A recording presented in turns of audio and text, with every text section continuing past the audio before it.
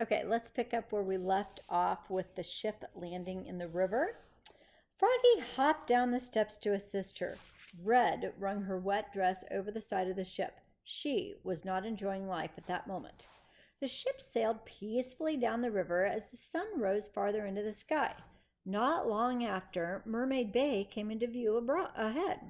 The ship was just about to spill into the bay from the river when it came to another abrupt stop, knocking everyone to the deck floor. Jax jumped to his feet and ran to the front of the ship to look overboard. The ship is stuck in the delta, he said. The twins joined him and had a look for themselves.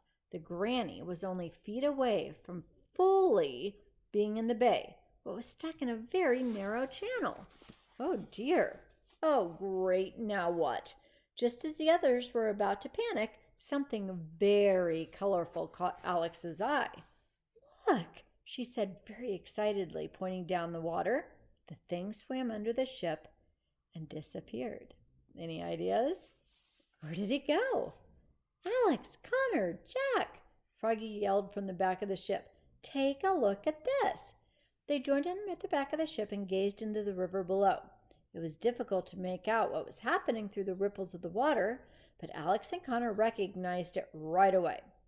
Dozens of mermaids had gathered behind the granny and were slowly pushing the ship through the delta.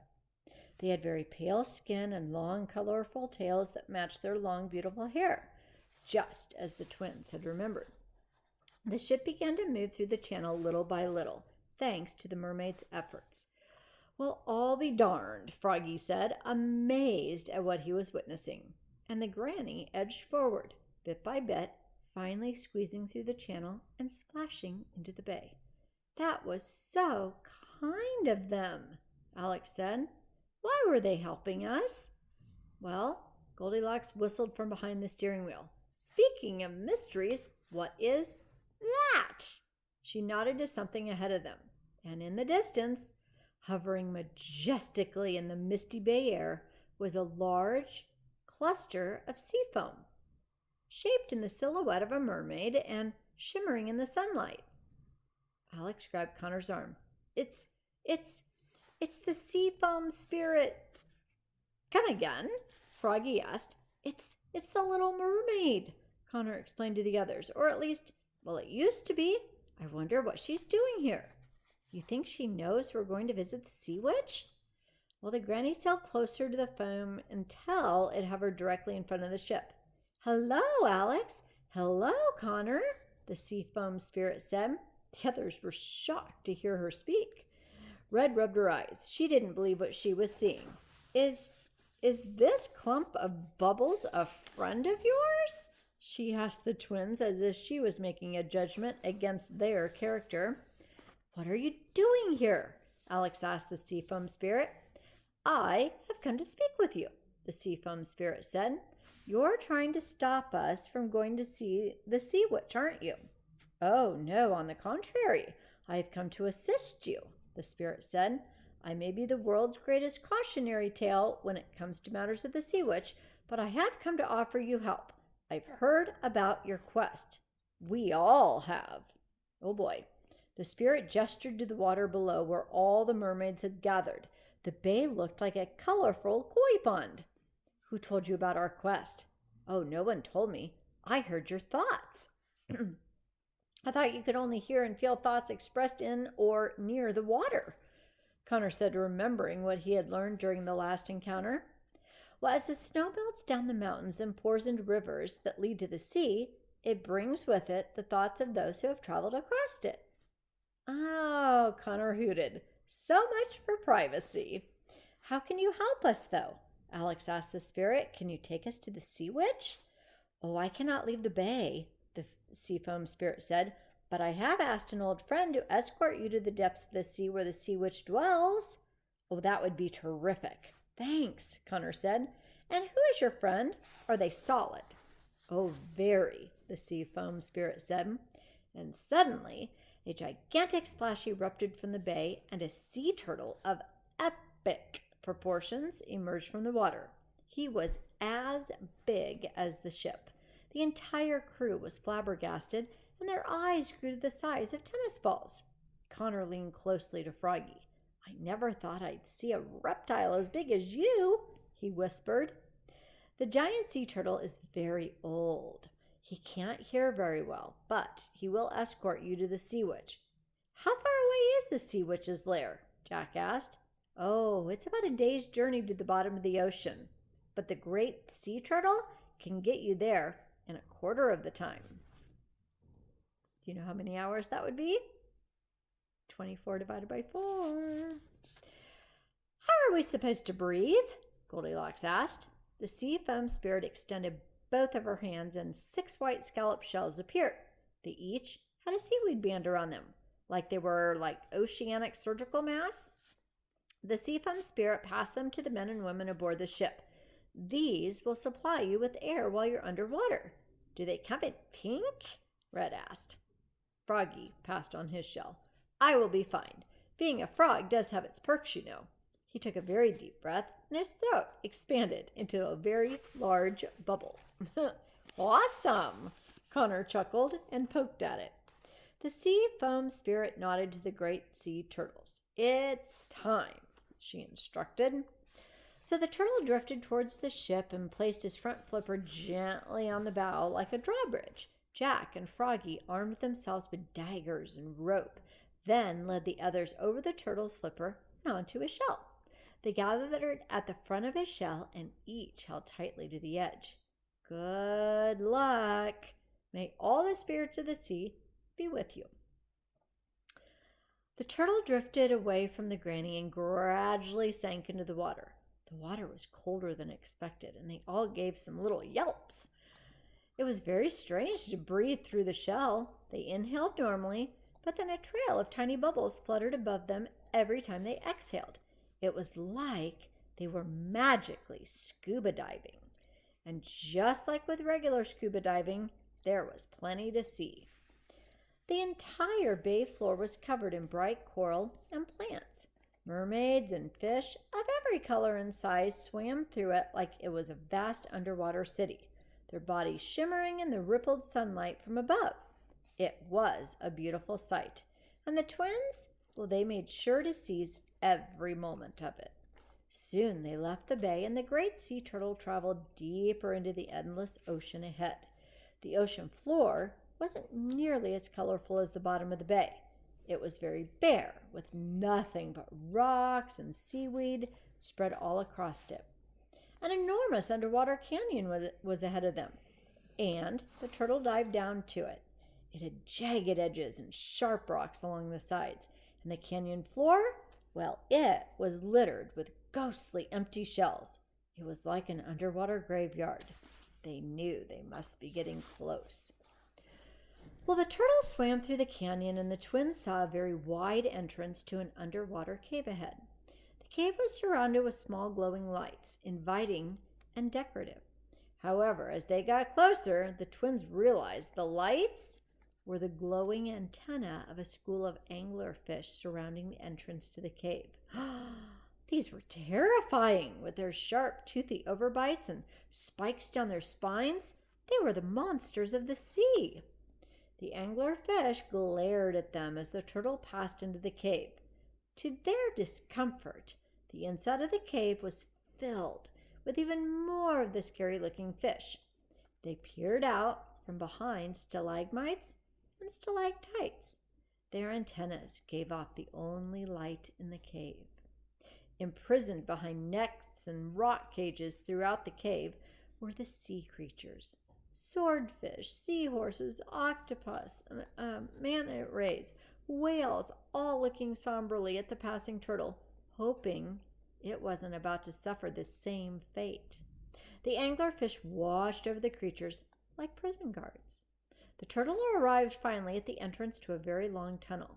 As if the twins hadn't seen enough to give them nightmares for years, the tunnel was being watched over by a group of great white sharks.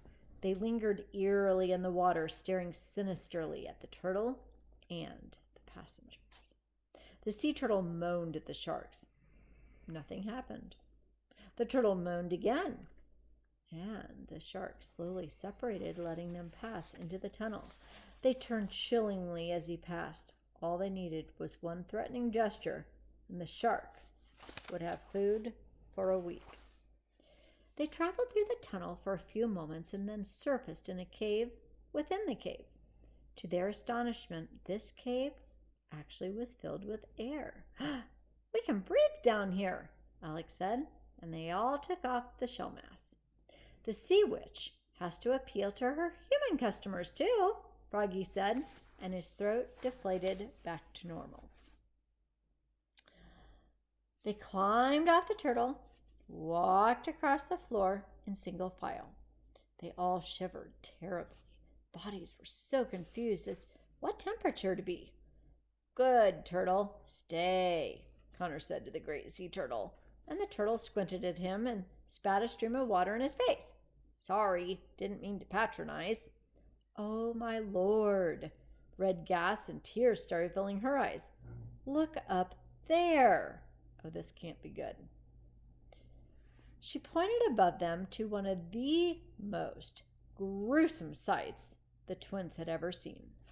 Dozens of mermaids were hung upside down from their tails across the dome-shaped cave ceiling. Oh dear. They were all weak and frail. Some breathed heavily while others didn't breathe at all. Some were just skeletons. Others were close to becoming skeletons. "What are they doing up there?" Alex said, covering her mouth in horror. She wanted to save them all, but knew that wouldn't be possible, at least not today. "Those are probably the sea witch's customers who couldn't fulfill their bargains." Jack was wide-eyed and white-faced, terrified they would be leaving Goldilocks to suffer these same conditions. Oh, she implored him to stick to the plan in spite of what they saw, even though they could all tell she was a little hesitant herself at this point. The group traveled further into the cave. A whale's rib cage was positioned like a grand staircase leading up to another, smaller cave. Jellyfish carcasses were covering the entrance like a curtain, and a large rocky platform at the base of the ribs acted like a small stage. Sea Witch must have enjoyed looking down on her customers. "Are you ready for this?" Connor asked to Goldilocks. Yes, she mustered up as much bravery as she could. Jack kissed her as though it would be their last. The passionate display normally would have made the twins look away, but they all shared Jack's reluctance as he said farewell to the woman he loved. "I love you," he whispered to her ear.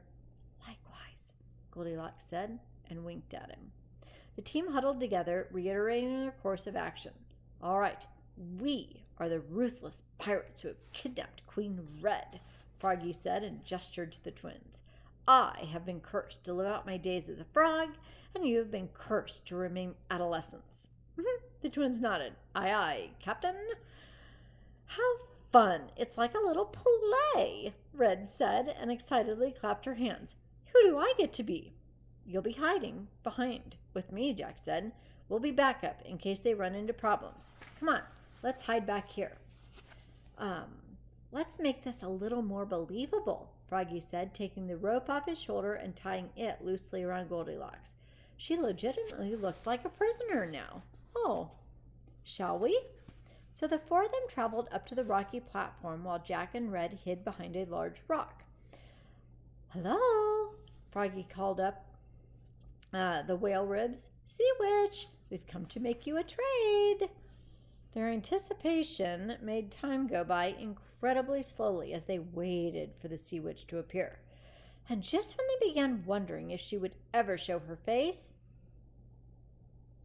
they heard horrible scraping noises from behind the jellyfish curtain, and a series of heavy footsteps, several footsteps, sounded through the cave, like a giant spider was approaching.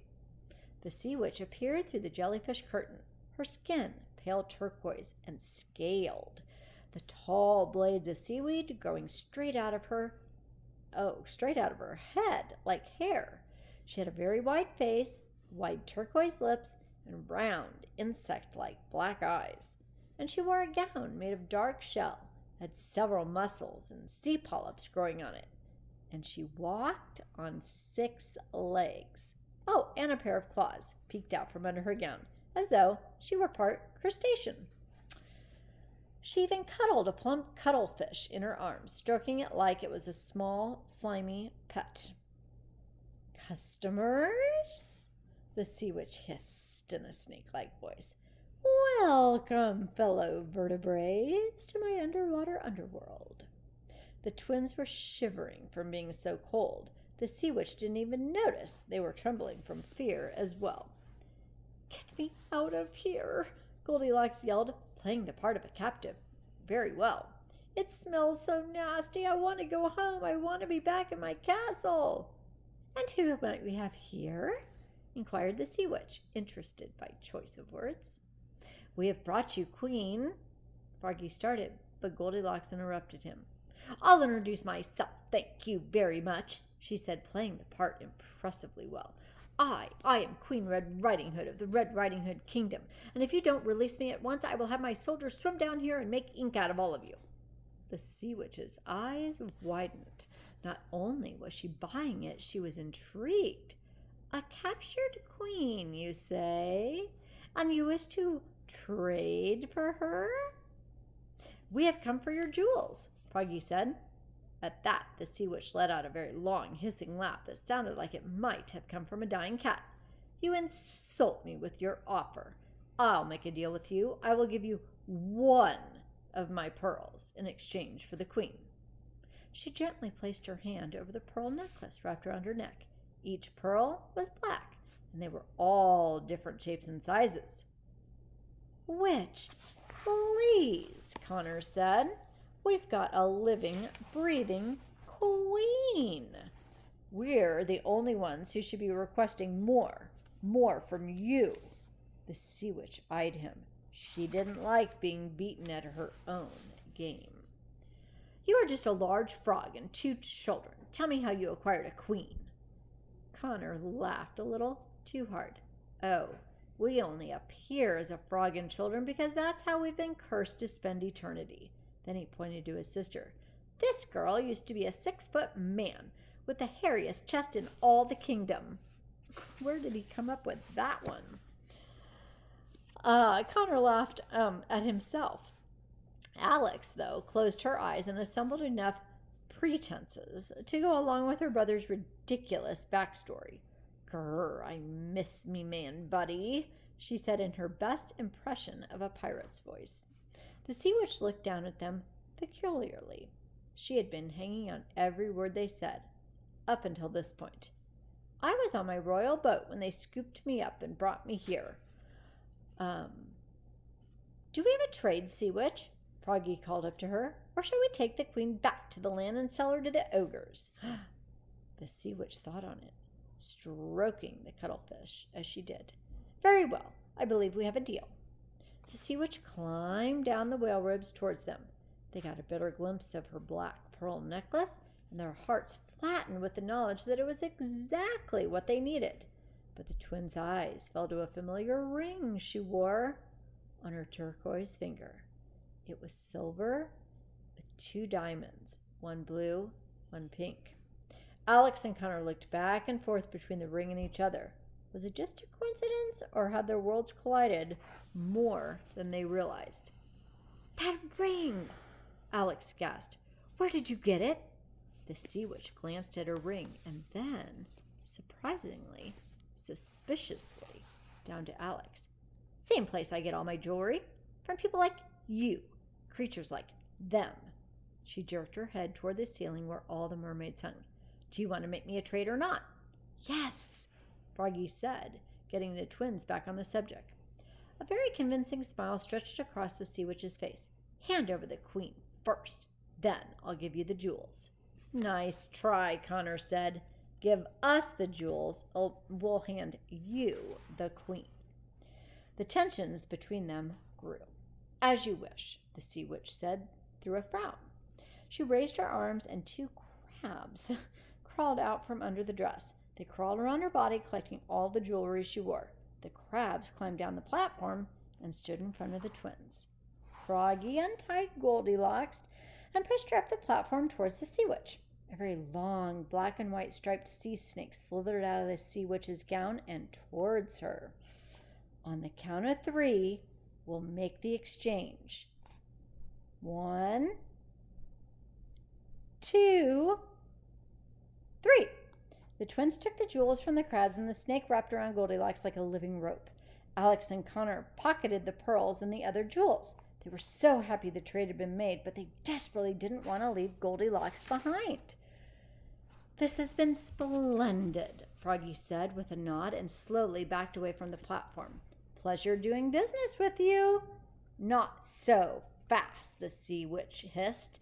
The crabs jumped to the other side of Froggy and the twins, blocking their way out. "Did you think I would let you go without checking to make sure the trade was truthful?" The sea witch reached into her gown and pulled a dried up blowfish from inside of it. She broke off one of the blowfish's needles and pricked Goldilocks' finger. She raised her cuttlefish toward the bleeding finger, and it stuck out its tongue from between its legs and tasted it.